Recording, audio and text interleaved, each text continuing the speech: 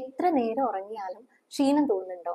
രാവിലെ എണീറ്റാൽ വീണ്ടും കിടക്കാനാണോ തോന്നുന്നത്? നിസ്സാരമായിട്ടുള്ള ജോലികൾ ചെയ്യാൻ പോലും ഒരു എനർജി ഇല്ലാത്ത പോലെ ഫീൽ ചെയ്യുന്ന ഒരാളാണോ നിങ്ങൾ? പലരും ഇത് ഉറക്കക്കുറവാണ്, സ്ട്രെസ് കൊണ്ടാ, അല്ലെങ്കിൽ എന്തെങ്കിലും വിറ്റാമിന്റെ കുറവുകൊണ്ടായി ക്ഷീണം എന്നാണ് വിചാരിച്ചിരിക്കുന്നത്. പക്ഷെ ഇതിന്റെ പിന്നിൽ ഇൻസുലിൻ റെസിസ്റ്റൻസ് ആവാം. ഇത് സ്ത്രീകൾക്കായിട്ടുള്ള ഇൻസുലിൻ റെസിസ്റ്റൻസ് അവയർനെസ് സീരീസിന്റെ 11ാമത്തെ എപ്പിസോഡാണ്. ഈ സീരീസ് മിസ്സാവാതിരിക്കാൻ അക്കൗണ്ട് ഇപ്പൊ തന്നെ ഫോളോ ചെയ്തോളൂ. നമ്മൾ കഴിക്കുന്ന ഭക്ഷണത്തിൽ നിന്ന് ലഭിക്കുന്ന ഗ്ലൂക്കോസ് ആണ് നമ്മുടെ ശരീരത്തിന്റെ പ്രധാനപ്പെട്ട എനർജി സോഴ്സ്. ഇൻസുലിൻ റെസിസ്റ്റൻസ് ഉള്ള ഒരവസ്ഥയിൽ നിൽക്കുന്ന ഒരാൾക്ക് നമ്മൾ എത്ര നല്ല ഭക്ഷണം കഴിച്ചാലും അതിൽ നിന്നുള്ള ഊർജ്ജം മര്യാദയ്ക്ക് ഉപയോഗിക്കാൻ പറ്റില്ല. ഇൻസുലിൻ റെസിസ്റ്റൻസ് ഉള്ളപ്പോൾ ഈ ഗ്ലൂക്കോസിന് സെൽസിന്റെ അകത്ത് പ്രവേശിക്കാൻ പറ്റാതെയാവും. അതിന്റെ ഫലമായിട്ട് ഈ ഗ്ലൂക്കോസ് രക്തത്തിൽ തന്നെ തുടരും. അതുകൊണ്ട് തന്നെ സെൽസിന് എനർജി ഉപയോഗിക്കാനുള്ള ഒരു സാധ്യതയും കാണുന്നില്ല.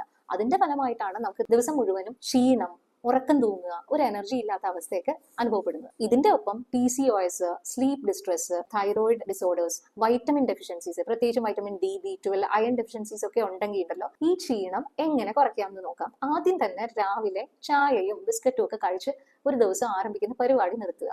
മറിച്ച് ഒരു ഹെൽത്തി ബ്രേക്ക്ഫാസ്റ്റ്, അതും ഒരു 30 ഗ്രാം എങ്കിലും പ്രോട്ടീൻ ഉൾപ്പെടുത്തിയിട്ടുള്ള ഒരു ബ്രേക്ക്ഫാസ്റ്റ് വെച്ച് ദിവസം സ്റ്റാർട്ട് ചെയ്യുക. പിന്നെ ഫ്രീക്വന്റ് ആയിട്ടുള്ള സ്നാക്കിംഗ് ഒഴിവാക്കി ബാലൻസ്ഡ് ആയിട്ടുള്ള 3 മീൽസ് സെറ്റ് ചെയ്യുക. ഓരോ മീലിലും പ്രോട്ടീനും ഫൈബേഴ്സും ഉണ്ടെന്ന് ഉറപ്പുവരുത്തുക. ഭക്ഷണശേഷം 15-20 മിനിറ്റ് ഒരു ബ്രിസ്ക് വാക്കിംഗ് ശീലമാക്കുക. ഇത് പോസ്റ്റ് മീൽ ഗ്ലൂക്കോസ് സ്പൈക്ക് കുറയ്ക്കാനായിട്ട് വളരെയധികം സഹായിക്കും. ആഴ്ചയിൽ 2-3 ദിവസം മസ്റ്റ് ആയിട്ട് സ്ട്രെങ്ത് ട്രെയിനിങ് നിങ്ങളുടെ ഷെഡ്യൂളിൽ ഉൾപ്പെടുത്താനായിട്ട് ശ്രദ്ധിക്കുക. ഇത് ഇൻസുലിൻ സെൻസിറ്റിവിറ്റി ഇംപ്രൂവ് ചെയ്യാൻ വളരെയധികം സഹായിക്കും. അതുപോലെ തന്നെ ദിവസവും 7 മുതൽ 8 മണിക്കൂർ വരെയുള്ള ക്വാളിറ്റി സ്ലീപ്പ് ഉറപ്പുവരുത്തുക. കാരണം സ്ലീപ്പിന്റെ ക്വാളിറ്റി കുറയുന്നത് ഇൻസുലിൻ റെസിസ്റ്റൻസിന് വേഴ്സ് ആക്കാനുള്ള ഒരു കാരണമാണ്.